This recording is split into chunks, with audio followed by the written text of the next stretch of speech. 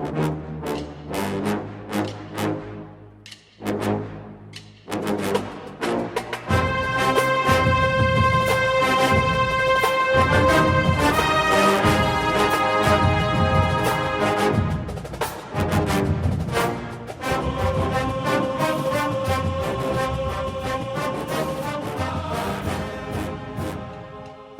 morning, Bucknutters. Welcome into the Bucknuts Morning Five here on St. Patrick's Day, Friday, March 17th, 2017. I am Dave Biddle. Very happy to be joined by Alex Gleitman. Alex, I know some Ohio State fans are concerned about the Buckeyes holding on to certain verbal commitments in OSU's 2018 recruiting class, so let's take a quick look at that. Let's start with Jaden Woodby, safety from California. Is there any concern there from Ohio State's point of view, in your opinion, Alex? Yeah, I mean, number one, when he announced he was going to commit that early, and then when he committed for Ohio State, I think the Buckeyes staff kind of knew the deal, right? I mean, this is a kid who's out in California. He's got ties to USC. I think it was his uncle or something along those lines that played there. So he's been at games, since he was a child. He was at a bunch of games last year. I'm sure he'll be at a few games this year. USC, UCLA, Washington, a bunch of schools out west are going to continue to come after him. They're not just going to stop because he gave a verbal pledge to Ohio State in February. And, distance is certainly at a disadvantage. It's much easier to get to all those schools or for all those schools to get to him than it is for him to get to Ohio State. That said, Jaden's been saying all the right things about the Buckeyes, saying he's solid, at different points saying, there's nothing else to see here and that he may not even take any other visits, et cetera, et cetera. He's planning on getting back to Ohio State this spring. I'm sure he'll be in town for, one of the camps or Friday Night Lights in the summer, and then for his official visit in the fall as well. And then you also have Wyatt Davis, who's still at St. John Bosco out in California, won't be coming to Ohio State until either May or June.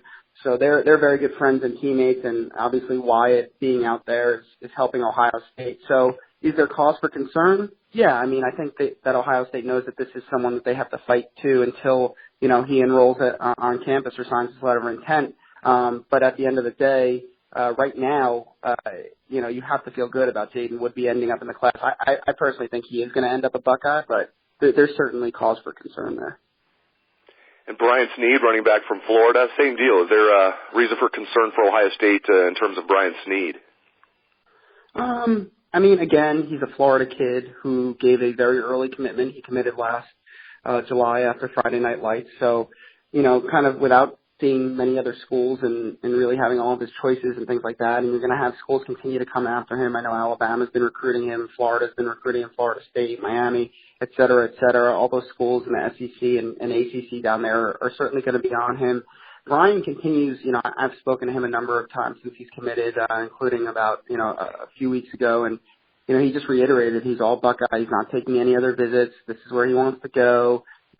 He's obviously he's got to do the right thing and just always continue to know what's going on with other programs and hear them out and continue minor communication with them just in case anything did happen at Ohio State that had to cause him to kind of look at things in a different way. But, again, right now, I feel good that Brian Snead's going to sign with Ohio State, but I think actions speak louder than words, and we'll see. Does he go to other schools' camps this summer? Does he take other visits this summer? Is he taking all 5 official visits? When is he getting back to Ohio State next? I don't think he's been back since Friday Night Lights. I could be mistaken, but I think that's the case. So, I think actions speak louder than words, and I think this is another one where you have to continue to recruit him until National Signing Day, or if he's an early enrollee, when he enrolls in January. And, again, a little cause for concern, sure, but right now he's saying and doing all the right things, so. Emory Jones is the one 5-star recruit in the very small 4-man class. The other guys are all very high 4-stars. Jaden Woodby's really knocking on the door to be a 5-star. But Emory Jones, number 1 dual-threat quarterback in the country, number 24 overall prospect in the country. He's out of Franklin, Georgia. Any reason for concern there, or do you think he's pretty solid? No, I think he's probably the most solid out of the out-of-state guys. He's taken a leadership role, I guess you could call it, as far as, recruiting other members of the class. He keeps in constant contact with Ohio State. He's been up a number of times. Georgia, I think, is one school that's probably coming after him the hardest. I know people are worried about a recent Alabama offer, but I think if there was probably any school to be concerned with, it would have been Georgia. and it still would be Georgia. I think they're going to recruit him hard, and that's the home state school. And if they have a good year under Kirby Smart in his second year in Athens, it could be something to, just make sure that, you're staying on top of. But I feel pretty good about Emory Jones being a Buckeye, and I know Urban Meyer absolutely loves the kid. All right, let's turn the page, and let's talk about guys that are uncommitted right now that you think are very important gets for Ohio State in the 2018 class. I don't think anybody's a must-get. I think Ohio State's going to be okay if they lose out on any certain recruit. But who, in your opinion, might be maybe, let's say, the two most important gets for Ohio State in the 2018 class? Who would they be, Alex?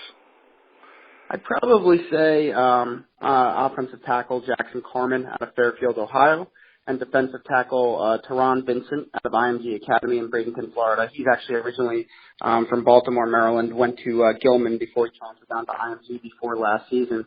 And I would say these two guys because of really two reasons.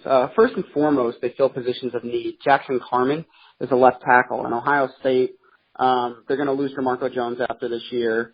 The jury's kind of still out on Isaiah Prince. I mean, if anything, he hasn't proven that he could play left tackle or even right tackle at Ohio State for that matter. Malcolm Pridgeon's another one we don't know. Brandon Bowen we don't really know. And there's a few other guys on the roster as well as, the guys they brought in last year. Like, none of them are surefire tackles in Wyatt Davis, Josh Myers, and Thayer Munford. So left tackle or offensive tackle in general is extremely important. Left tackle specifically is definitely important. And Jackson Carman, in my view, is the best one in America, and he's an Ohio kid. And he's viewed as a heavy Ohio State lean. I have him as one. I think he's going to be in the class. So I think for those two reasons, Jackson Carman, that's why it's extremely important to get Jackson Carman. And then in a similar fashion, Teron Vincent plays defensive tackle, and he's a 5-star kid, and he might be.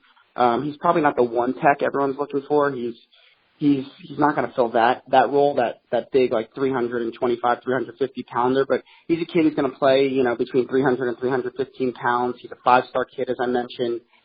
Everyone in America wants the kid, and Ohio State hasn't really had much luck with getting these out-of-state, big-time, highly ranked defensive tackles. So that's one reason why it's so important to get him, not to mention that I think defensive tackle is a position where they need to continue to add elite talent.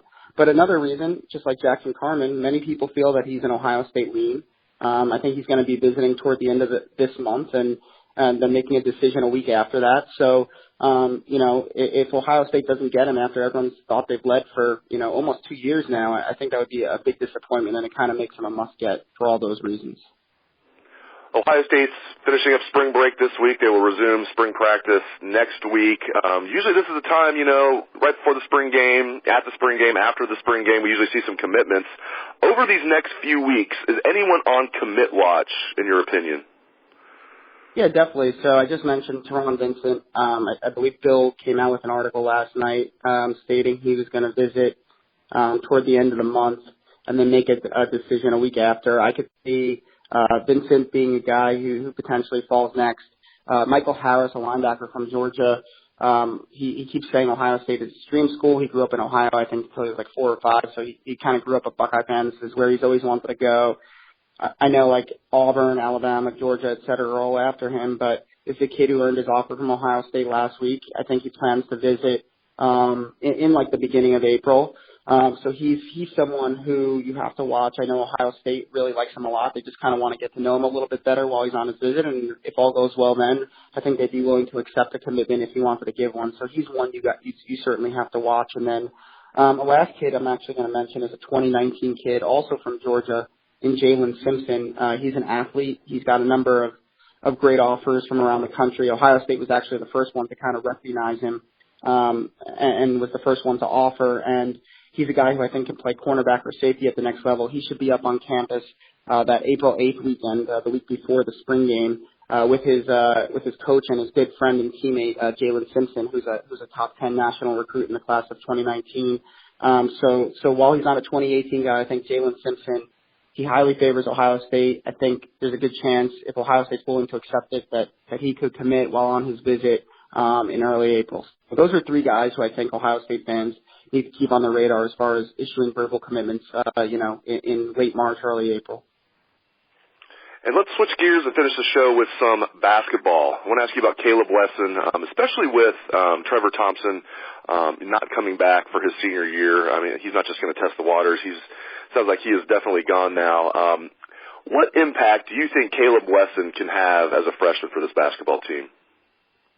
I think he's going to be really good. I think he's very similar as far as style of play coming into Jared Solinger from a few years back, and I'm not saying he's as good as Jared Solinger. I think, that was a kid, that's a first-round NBA draft pick, and a kid who could have been one and done and been a lottery pick. He chose to come back for a second year and chase that championship after, they took that disappointing exit his first year. I think Kaleb, he's a good player. He's got really good feet for a guy his size. He's worked really hard on losing weight and getting in great shape. He's got really soft hands. He's good around the basket. I know he's trying to work on developing that little jumper that big men need in the game today. And, he's a guy who can run the floor, and I think he's going to start from day one. I mean, I think you put him at center. You can put Micah Potter. I mean, you could play a number of different ways. You could put him and Micah Potter in together with Micah Potter kind of playing that stretch four and Wesson playing that true center. I don't think Thad Matta's really had that post presence since Solinger left where they could just feed the post and kind of work out the 4-out, 1-in that he loved to play when they had Greg Oden, Jared Solinger, et cetera, et cetera. So I think there's a lot of different things they could do. They could go Wesson in all smalls. They could go Potter and then all smalls and have Wesson and Potter kind of interchange. So there's a number of different things they could do. I mean, I'm not saying Wesson's going to be an All-American, All-Big Ten, all of that, but I think he's certainly going to be a Freshman of the Year candidate in the Big Ten. I think he's better than Nick Ward, who Michigan State had this year, and they were very pleased with that of Gahanna Lincoln. So, I think he can make an impact. I think he can average double digits in points and average, maybe it's something like 14 points, 8 rebounds as a freshman, which I think Ohio State would be absolutely thrilled with. Great stuff from Alex Gleitman. I really appreciate it, Alex. And to everyone out there, be safe, drinking your green beer and watching your hoops all day. Enjoy it.